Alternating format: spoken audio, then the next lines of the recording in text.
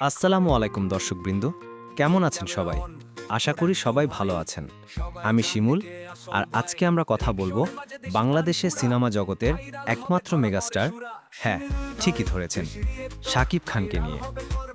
বাংলাদেশের সিনেমা মানেই শাকিব খান, এই কথাটা কি ভুল? না, একেবারেই না। প্রায় 2 দশকেরও বেশি সময় ধরে শাকিব খান একাই পুরো ইন্ডাস্ট্রিকে ধরে রেখেছেন।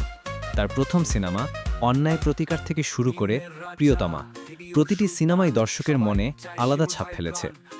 শাকিব খানের জনপ্রিয়তার রহস্য হল তার স্টারডম প্লাস অভিনয় দক্ষতা প্লাস পরিশ্রম। তিনি শুধু হিরো নন, তিনি একজন ফাইটার। যখন ঢালিউড একেবারে ধ্বংসের পথে, তখনও একা হাতে অসংখ্য সিনেমা হিট করেছেন। আজও সিনেমা হলে মানুষ ছুটে যায় শুধু তার নাম শুনে। শাকিব খানের সিনেমা শুধু বিনোদন দেয়নি, দিয়েছে বাংলাদেশি সিনেমার পুনর্জন্ম। তিনি দেশের বাইরে যেমন কলকাতায় কাজ করেছেন, তেমনি দেশের ভেতরে বড় বাজেটের সিনেমা ট্রেন্ড শুরু করেছেন। শিকারী, নবাব, প্রিয়তমা, প্রতিটি সিনেমাই প্রমাণ করেছে যে বাংলাদেশি সিনেমাও ইন্টারন্যাশনাল লেভেলে যেতে পারে।